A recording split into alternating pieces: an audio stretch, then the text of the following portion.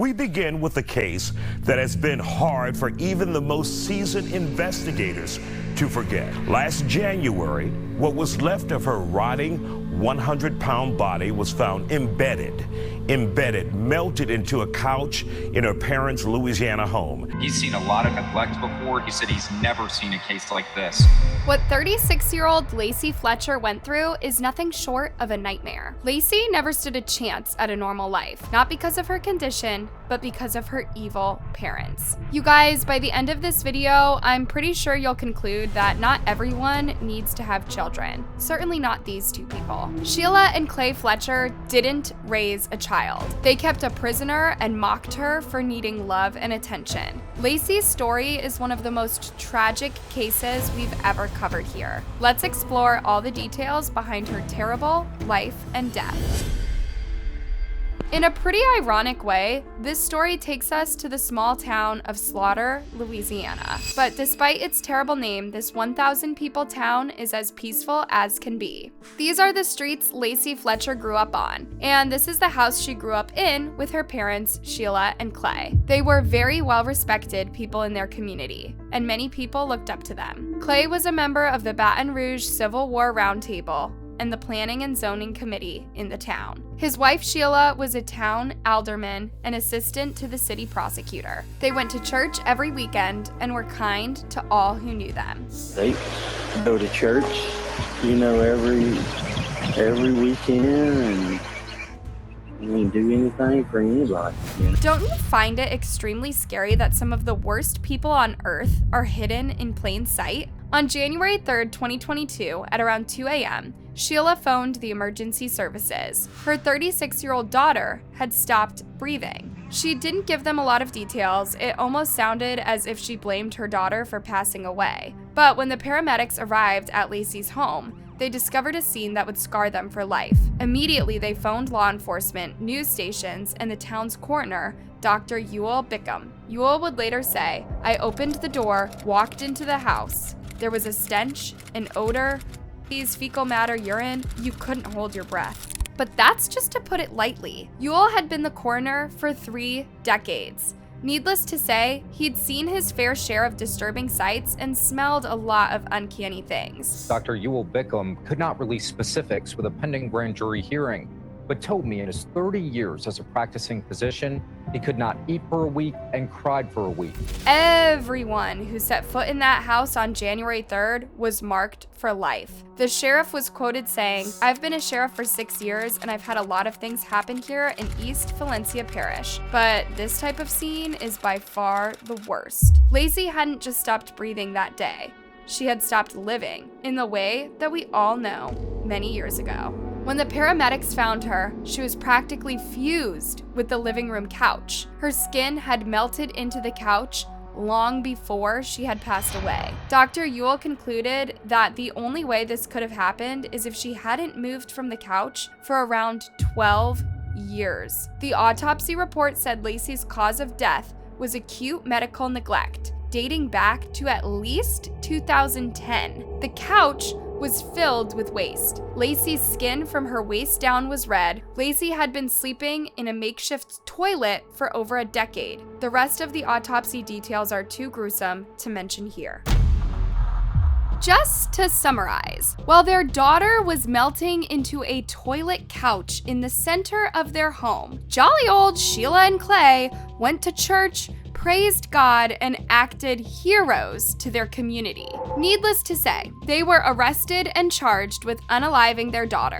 But it would be a long, hard investigation that would reveal even more sinister details about this family. You see, Lacey was diagnosed with severe Asperger's syndrome as a child, but that did not impact her social life that much in her first years. She went to public school and her peers knew her as vocal and outgoing. She was on the volleyball team and she was perfectly able to work in any sort of team or group of people. One of her former school friends remembered, "Lacey Fletcher was one of the sweetest people you could ever meet, who welcomed friendships. I remembered her as a sweet, kind person. She was one of the first people that I was friends with when I started school, and she was already there. She was thoughtful, just sweet is the word that I keep coming back to. There was not a bad bone in her body. People remember Lacey as kind and quiet, but vocal when it came to sharing her opinions. She was also quick to help anyone who seemed in need of a helping hand. But when she was around 14, her parents pulled her out of school and began homeschooling her. Reportedly, her autistic behaviors had worsened. Just knew she was, different. She used to come out and, walk, but I hadn't seen Lacey in 5 years. As a teenager, Lacey spoke less and interacted less with people around her. Her neighbors saw her walk around the house, but she wasn't necessarily friendly or outgoing anymore. One neighbor said she became different. She just didn't see things the way a lot of other kids did. I last saw her around 15 years ago, like my dad. I wouldn't say I was a particular friend. She'd hang out with my younger brother sometimes, but she was definitely different from other kids her age. She was smart. She was smart as hell. But I guess the best way to put it is that she wasn't as mature as us. Well, mature is perhaps not the best word here. Asperger's syndrome, a form of autism spectrum disorder, is a developmental disorder. Young people with Asperger's syndrome have a difficult time relating to others socially, and their behavior and thinking patterns can be rigid and repetitive. In other words, Asperger's can impact your social life, so you might not seem as emotionally mature as others your age. She still liked children's things, not teenage things. When she was 17 or 18, she was more into Disney movies and country music. She did invite us over to watch Disney movies despite being more withdrawn, but that wasn't my forte. I was 18 and I used to ride motorcycles. This is what the neighbor remembered from 15 years before. Creepily, people around Slaughter started seeing Lacey less and less, until they didn't see her at all. Being of adult age, they assumed she might have left town and moved on with her life. No one knew she was fusing into her couch just a few feet away from their own homes. Here's where the situation gets a little murky. There are two conflicting reports about Lacey's 20s. One report says that Lacey had begun suffering from locked-in syndrome. This is a very rare condition where the patient is completely mentally cognate, yet unable to move parts of their body. According to this report, Lacey became locked into a position with her legs crossed on the couch. However, according to another report, Dr. Ewell denied Lacey having this syndrome. He said, "I don't know where that term came from or what source it came from. In all my years as a practicing physician, I have never heard of that term. The only diagnosis that I know she did have was first social anxiety, severe autism, and that's it. Those are her only two diagnoses." Of course, the first report was to help her parents' case, if only by a little bit. If she was stuck in a cross-legged position, that might explain why she didn't move from the couch. However, it wouldn't explain why her family didn't take her to a doctor and why they left her to rot on the sofa. And on Monday, January 3rd, 2022, when they called 911, Sheila and Clay had just returned from a weekend trip. Lacey was left by herself in that house, unable to get water and food for herself for 3 days. Another neighbor of the family said about that day, "There was one neighbor here, we don't know who it was, who had supposedly seen Lacey on the couch like that and told the parents they had to call the police. And that's what we were told. I don't know how much truth there is in that." Were it not for that neighbor, would Lacey's parents have just buried their daughter in the backyard? We begin with a case that has been hard for even the most seasoned investigators to forget. Lacey's case made headlines in Louisiana, then the US, then the rest of the world. Things like this just don't happen, and it's good that they don't. Last January, what was left of her rotting 100-pound body was found embedded, melted into a couch in her parents' Louisiana home. Indeed, Lacey weighed just 96 pounds when she was taken from her home. The autopsy report confirmed chronic malnutrition, acute starvation, immobility, acute ulcer formation, osteomyelitis, otherwise known as bone infection, and finally, sepsis. This hadn't been the first time her parents left her unable to fend for herself while they went vacaying for the weekend. She had been in a state of near starvation for years, and that was just one of the unspeakable horrors she lived through for decades. When Sheila and Clay were arrested, they didn't show an ounce of remorse. Sheila even claimed that she cleaned her daughter's sores. Excuse me? She was covered in waste. It was found in her ears and mouth too. She died of sepsis. Shockingly, they were released on $300,000 bonds within 36 hours. The rest of the Fletcher's home was tidy. On May 2nd, 2022, Sheila and Clay stood trial for taking their daughter's life. Photos were shown to the jury, both from the crime scene and from the coroner's office. The jury gasped, sighed, and cried. These photos were never released to the public. By the end of the trial, the jury concluded Sheila and Clay were guilty of second-degree murder, even though their initial charge was manslaughter.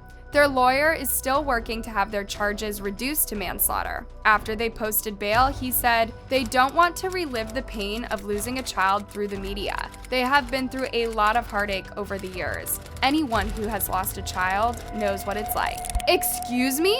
How can this be about them at all? Anyone who has lost a child, they took Lacey's life.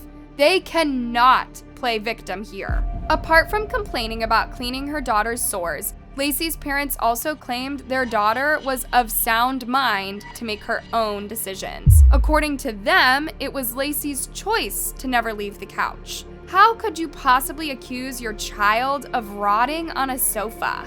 Again, they had 12 years to phone a doctor or seek help for her worsening condition. Also, no person in their right mind would live with that sight or smell. Apparently, Lacey had been going to the toilet for so long in that spot that even the floorboards under the sofa had begun to decompose and rot too.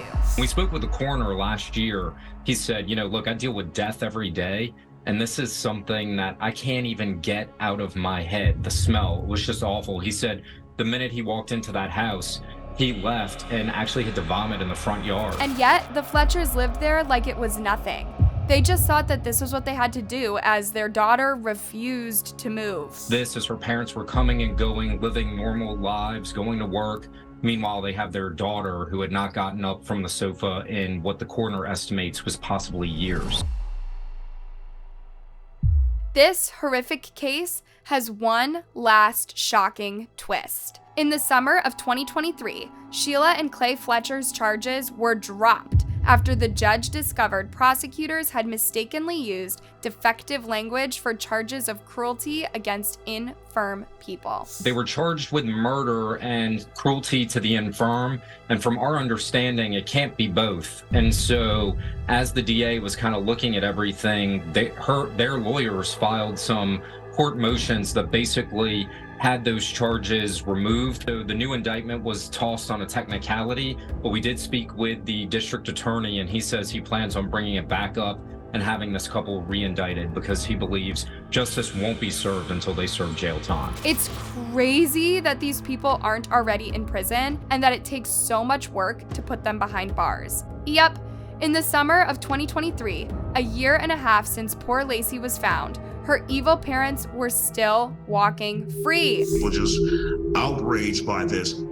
Is there a chance that if this mother and father of Lacey Fletcher's re-indicted, could it be a lesser charge or will it still be murder? When we spoke with the DA, it sounds like he's trying to press on and go after these two people on the murder charge because of what had happened to Lacey. It's a $1 million question to think of what had happened to Sheila and Clay to be so far removed from humanity. To think it's normal to live in that smell next to your rotting daughter and feel no remorse as you let her starve and go on vacation, terrible. Terrible things must have happened in these people's childhoods too. However, that is irrelevant here. When you have a child, you have a responsibility to care for them. Keeping them clothed, fed, and clean is the bare minimum. If you can't do that, just don't have kids. Here's a piece of good news though. At the end of June 2023, the couple was rearrested and charged once more with second-degree murder. The district attorney, Sam D'Aquila, said, "We will ensure there is justice for Lacey and the public knows that caregivers will be charged for neglecting or abusing a person in their care." As of October 2023, Sheila and Clay are yet to receive their sentences. Anyone following the case feels for Lacey and hopes to see both her parents in prison for the rest of their lives. Whatever the case, let's remember Lacey as an innocent person who did not deserve what happened to her. No one does. It's heartbreaking to think that anyone should go through what she did. The only thing we can do is raise awareness and try to remember and honor Lacey as best we can. And if you ever see something that doesn't look right, phone someone who can help. Who knows how many neglected kids could be saved if we all become a little more proactive. Hey, as always, thanks for watching. Leave a thoughtful comment for Lacey, and before you go, make sure you like, subscribe, and click that notification button. See you next time.